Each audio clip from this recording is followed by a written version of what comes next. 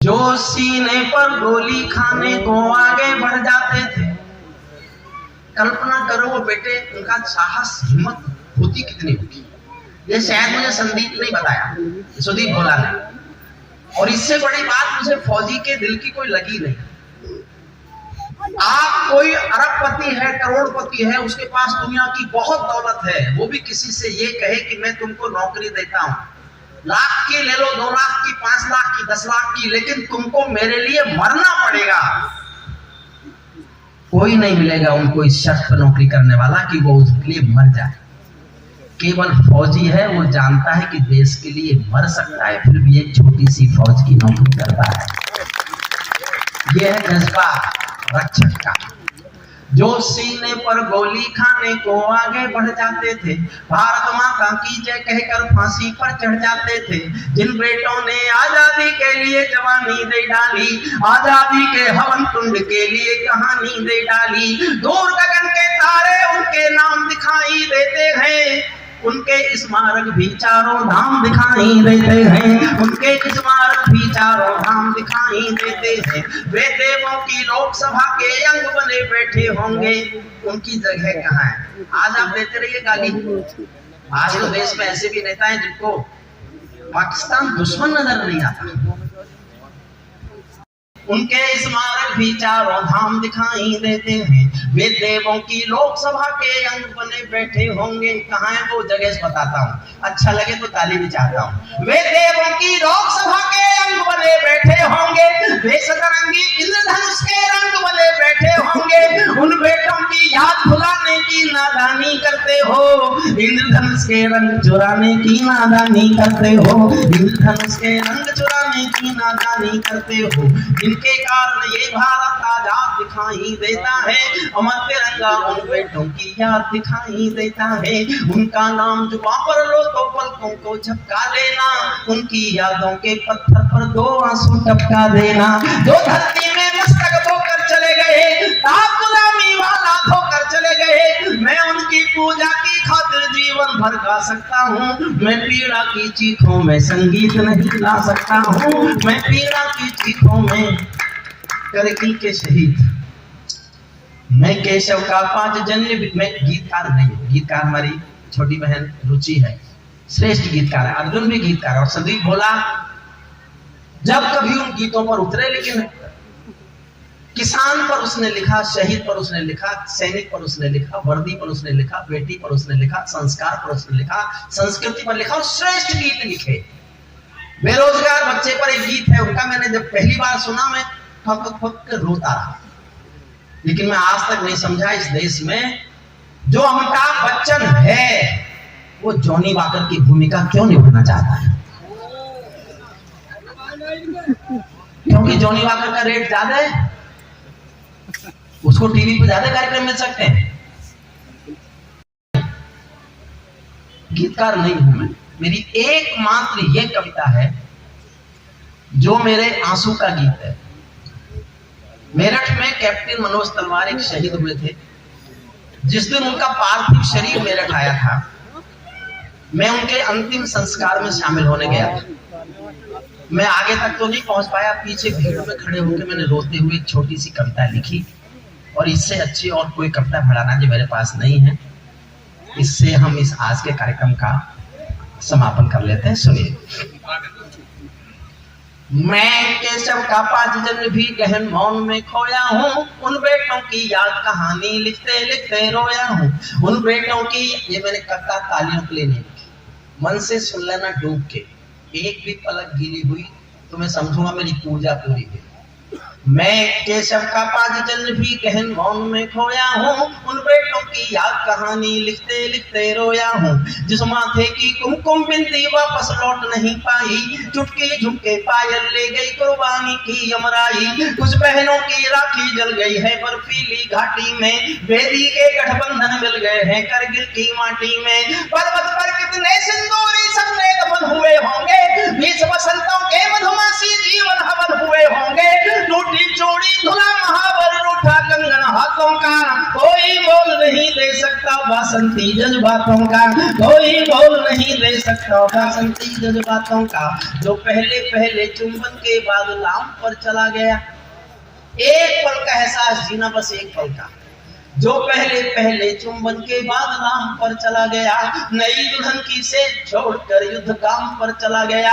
उनको भी मीठी नींदों की करवट याद रही होगी, उनको भी मीठी नींदों की करवट याद रही होगी। खुशबू में डूबी यादों की सलवट याद रही होगी, खुशबू में डूबी यादों की सलवट।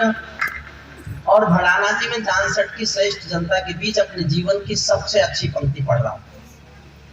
मैं आज भी ऐसा मानता हूं, मैंने जीवन में केवल एक पंक्ति अच्छी लिखी है। मैं खुद को एक पंक्ति का कवि कहता हूं। मेरी पंक्ति अच्छी लगे तो प्यार से मुझे दुआएं दे देना, तालियों से। अगर मैंने ऐसी एक लाइन और लिख ली तो मैं समझूंगा, सोचूंगा कि मैं भी कवि हो गया।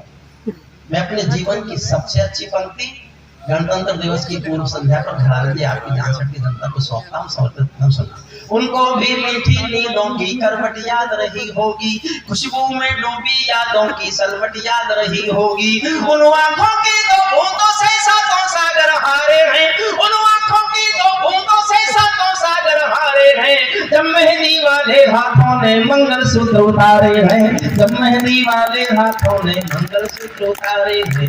गीली मेहंदी रोई होगी चुपके घर के कोने में, ताजा काजल छूटा होगा चुपके चुपके रोने में। जब बेटे की अर्थी आई होगी सोने आंगन में, शायद दूध उतरवाया हो बूढ़ी माँ के दामन में, शायद दूध उतरवाया हो बूढ़ी माँ के दामन में। वो विधवा पूरी दुनिया का बोझा सर ले सकती है। पूरे संसार में किसी भी मजहब में स्त्रियां अर्थी को कंधा नहीं देती। एक शहीद हुआ था बेटा भरतपुर के पास एक जगह अजान राजस्थान में, ये कल्पना नहीं है, सत्य घटना है। वीरेंद्र सिंह नाम था उस फौजी का। सेना उसका पार्थिव शरीर लेके आई तो उसकी पत्नी गायत्री देवी नाम है उनका, मिलाऊंगा उससे। उन्होंने सेना के अधिकारियों की मर्जी के खिलाफ, गांव के लोगों की मर्जी के खिलाफ शादी के दिन वाले कपड़े पहने और शमशान घाट तक अपने पति की अर्थी को कंधा दिया। ये दुनिया की पहली औरत थी जो अर्थी को कंधा दे। उसके बाद बहुत घटनाएं घटी, उसके बाद देहरादून में घटी, फिर अलवर में घटी, और घटना उसके बाद घटती गई, लेकिन ये पहली घटना थी। मैंने एक लाइन लिखी है इस घटना पर। जब बेटे की अर्थी आई होगी सोने आंगन में, शायद दूध उतर आया हो बूढ़ी माँ के दामन में। वो विधवा पूरी दुनिया का बोझा सर ले सकती है, वो विधवा पूरी दुनिया का बोझा सर ले सकती है। जो अपने पति की अर्थी को भी कंधा दे सकती है, जो अपने पति की अर्थी को भी कंधा दे सकती है।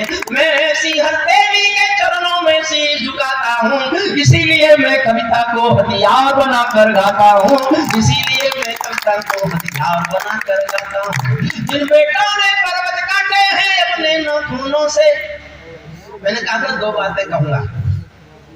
एक मेरा निवेदन है, मैं हर जगह करता हूँ, टीवी पर करता हूँ, किसी सभा में जाता हूँ, सम्मेलन में जाता हूँ। आपके आसपास ऐसा कोई ना कोई परिवार जरूर होगा जिसका बेटा 50 से लेके आज तक शहीद हुआ होगा। 62 में हुआ हो, 71 में हुआ हो, करगिल में हुआ हो, पुलवामा में हुआ हो, उरी में हुआ हो, कभी भी कोई बेटा शहीद हुआ। और ऐसे आप किसी परिवार को जानते हैं तो साल में एक बार अपने हाथों में मिठाई का डिब्बा और फूल लेके उसके घर जाइए। जो पड़ोस में रहते हैं, वो आपके पड़ोस में जो है 2-4 लोग मिलके उसके घर जाइए, उसको लगना चाहिए कि देश उसके परिवार की शहादत को भूला नहीं, देश उसको याद है। और मेरा दूसरा निवेदन है, आप किसी बस अड्डे बैठे हैं, रेलवे स्टेशन बैठे हैं, हवाई अड्डे पर बैठे हैं, और कोई फौजी, चाहे आर्मी का हो, चाहे नेवी का हो, चाहे एयरफोर्स का हो, वो वर्दी में है और आपके सामने से गुजर रहा है, तो आप खड़े होकर ताली बजा दीजिए ताकि उसको लगे कि पूरा देश उसकी पीठ पर बैठा हुआ। जिन बेटों ने पर्वत काटे हैं अपने नाखूनों से, उनकी कोई मांग नहीं है दिल्ली के कानूनों से, उनकी कोई मांग नहीं है दिल्ली के कानूनों से। जो सैनिक सीख, देखिए कोई जाए नहीं, मैं खत्म कर रहा हूँ, 1.5 मिनट की कविता बाकी बची है। जिन बेटों ने पर्वत काटे हैं अपने खूनों से, उनकी कोई मांग नहीं है दिल्ली के कानूनों से। जो सैनिक सीमा रेखा पर ध्रुव तारा बन जाता है, उस कुर्बानी के दीपक से सूरज भी शर्माता है। गर्म कहानों पर तोपों के जो सीने अड़ जाते हैं, उनकी गाथा लिखने को बम्बर छोटे पड़ जाते हैं। उनके लिए हिमालय कंधा देने को झुक जाता है, उस पल को सागर की लहरों का गर्जन रुक जाता है। उस सैनिक के शव का दर्शन तीर्थ जैसा होता है, चित्र शहीदों का मंदिर की मूरत जैसा होता है, चित्र शहीदों का मंदिर की। अंतिम पंक्ति और पढ़ता हूं मैं आपको। क्या ये देश उन्हीं का है जो सीमा पर मर जाते हैं? अंतिम पंक्तियां।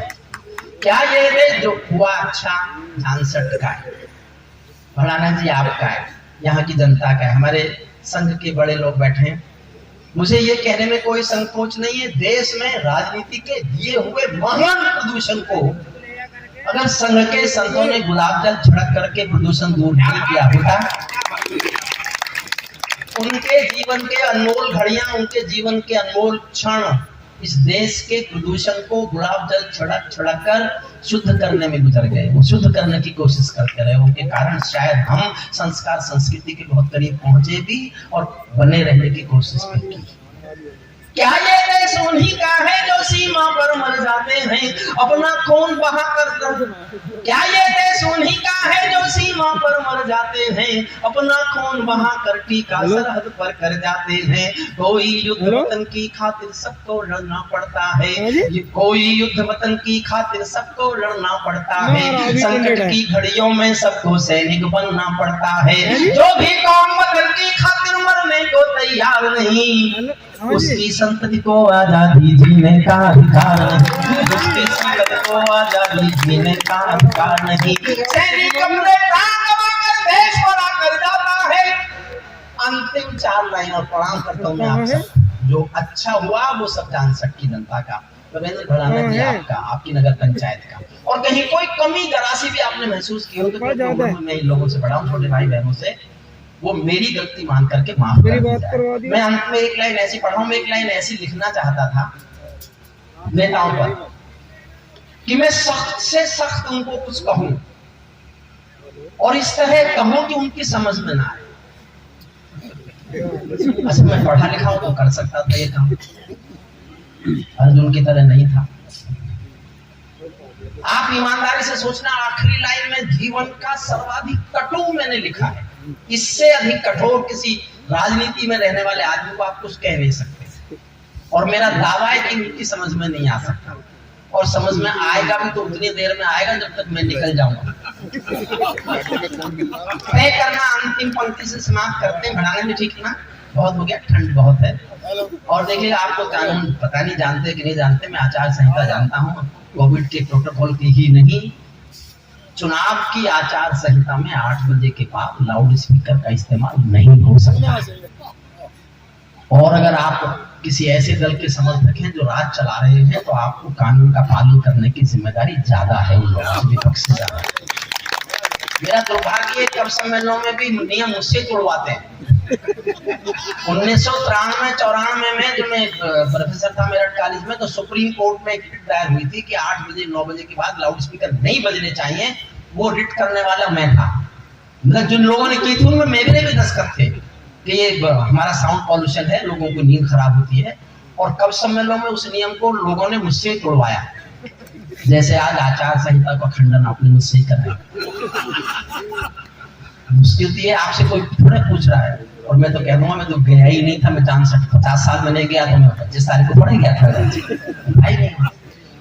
मैंने एक अपना डमी अंतिम लाइन सुनना, आप सचमुच आप चौंकेंगे कि कोई बहुत सख्त बात कही जा सकती है और बहुत ढंग से कही जा सकती है। सैनिक अपने प्राण गंवाकर देश बड़ा कर जाता है। चौथी लाइन पर चाहता हूं मन से विदा लें हम सब छोटे भाई बहनों की ओर से आपका बहुत बहुत आभार, बहुत बहुत धन्यवाद। सैनिक अपने प्राण गंवाकर देश बड़ा कर जाते हैं, बलिदानों की बुनियादों पर राष्ट्र खड़ा कर जाते हैं। जिनको मां के बलिदानी बेटों से प्यार नहीं होगा, उन्हें तिरंगे को लहराने का अधिकार नहीं होगा।